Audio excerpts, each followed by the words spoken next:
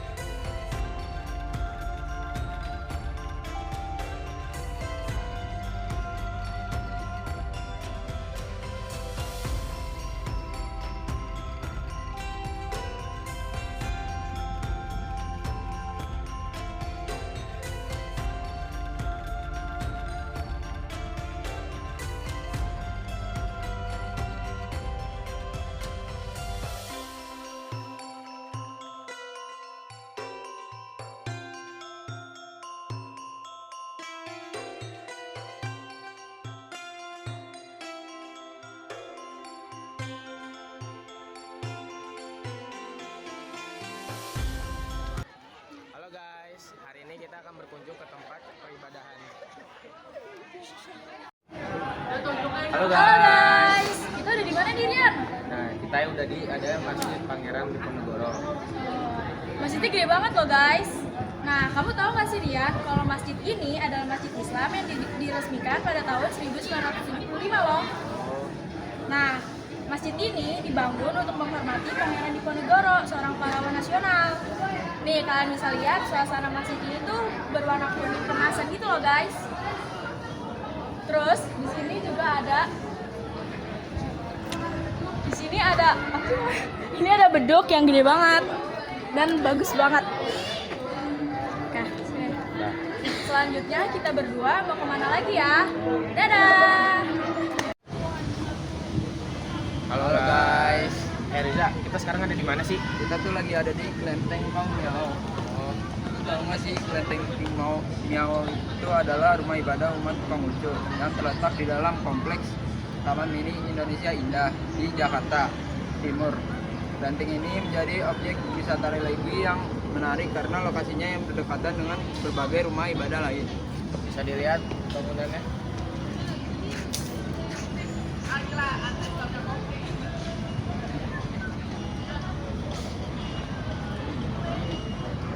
Gereja Katolik di Taman Mini adalah Gereja Santa Katarina yang terletak di kawasan Taman Mini Indonesia. Gereja ini dibangun tahun 1973 dan diresmikan tahun 1975. Memiliki bangunan seluas 1030 meter kubik di atas lahan 2860 meter kubik, serta dirancang menyerupai Gereja Santa Katarina di Surabaya. Lokasinya berada di antara Masjid Pangeran Diponegoro dan Gereja Kristen Haleluya. Hai guys. Hai guys. Riza, kita sekarang udah di mana nih? Kita udah di Gereja Haleluya nih. Nah, lo tau gak sih kalau Gereja Haleluya itu adalah tempat ibadah Kristen Protestan yang terletak di Taman Mini Indonesia Indah. Tepatnya di antara Gereja Katolik Santa Katarina dan Pura Hindu Dharma. Gereja ini dibangun pada tahun 1973 dan diresmikan pada tahun 1975. Bisa dilihat bangunan-bangunannya.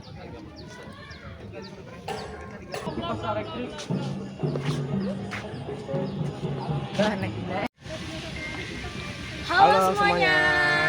Nah, Rian, kita udah ada di Wihara Buddha nih. Kira-kira ada info apa aja sih di Wihara Buddha ini?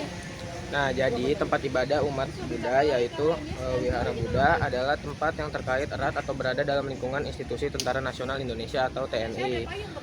Wah, informasinya banyak banget ya ternyata guys. Nih, kalian bisa lihat di Wihara Buddha ini memiliki corak berwarna keemasan dan banyak ukiran-ukirannya nih guys. Biasanya tempat ibadah ini tuh digunain umat Buddha untuk beribadah serta mengadakan acara Waisak. nih, Cak? Ini lagi di Pura Penantaran Agung Kertabumi yang berlokasi di Anjungan, Bali.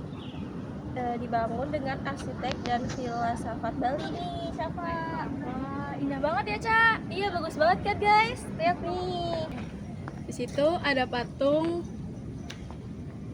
singa. Terus di situ ada candi-candi. Biasanya umat Hindu beribadah di situ. Nah, sesudah mengunjungi 5 tempat ibadah di Indonesia, jadi kita sekarang ingin mengunjungi anjungan kelompok kita, yaitu Bali. Bali adalah sebuah provinsi dan pulau di Indonesia yang terkenal dengan keindahan pantainya, budaya Hindu yang kuat, seni, alam yang eksotis, serta pariwisata yang maju.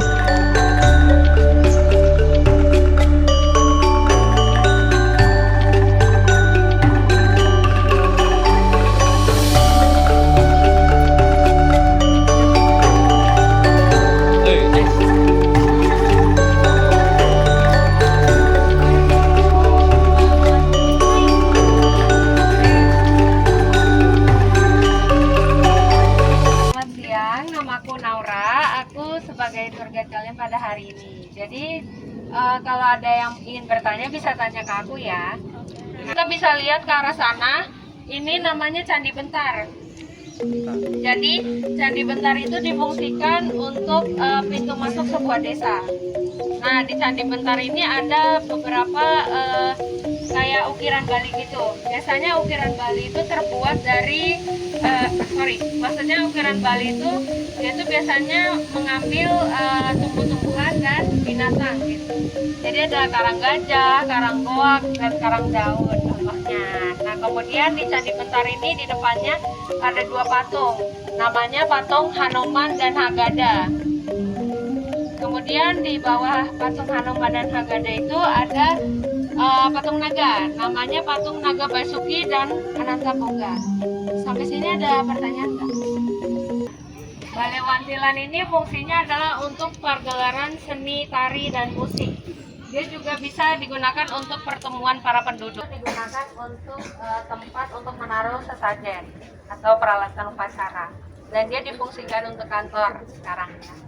Nah, kemudian yang teman-teman bisa lihat di sini, ini namanya Balai Gede. Balai Gede itu fungsinya untuk melaksanakan upacara yatya. Upacara yatya itu adalah upacara yang berhubungan dengan siklus kehidupan manusia. Contohnya, misal dari kalian di dalam kandungan sampai upacara kematian atau ngaben.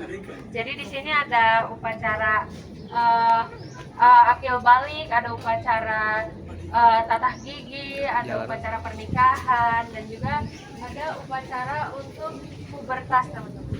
Gitu. Dan di Balai Gede ini ada 2 baju adat tradisional Bali nih. Nah, yang sebelah sini yang warna putih itu namanya payas alit. Payas alit itu difungsikan untuk ibadah. Kemudian di sebelah sini ini namanya payas agung, teman-teman. Nah, payas agung ini biasanya dia digunakan untuk pernikahan atau upacara-upacara tertentu. Jadi ini ada 2 patung nih, namanya dia patung pernikahan, makanya di sebelah sini itu dia laki-laki, di sebelah sini itu dia perempuan gitu. Ya. Namanya patung pernikahan. Nah, oke, lanjut ya. Penginjem. Sangga penginjem itu biasanya dia digunakan untuk menjaga keamanan dari merajan atau pura. Nah, di sangga penginjem ini ada 2 patung, namanya patung singa dan patung gagak, burung gagak gitu. Iya. Kemudian kita lihat ke sebelah sini. Ini namanya merajan ya, teman-teman. Jadi tadi kan sangga penginjem itu untuk menjaga keamanan dari merajan ini, untuk menghindarkan hal-hal negatif. Nah, kemudian merajan ini adalah fungsinya untuk tempat ibadah umat Hindu. Kemudian selanjutnya ini namanya Balai Aling-Aling. Dahulu Balai Aling-Aling ini digunakan untuk mempelajari kitab Weda. Kalian tahu kitab Weda nggak? Ya, kitab Weda. Jadi dia itu untuk belajar agama gitu. Nah, sekarang dia digunakan untuk tempat belajar. Ya, belajar nggak cuma agama doang, tapi belajar apa aja bisa di sini gitu. Terima kasih dan sampai jumpa teman-teman. Ya, terima kasih Kak.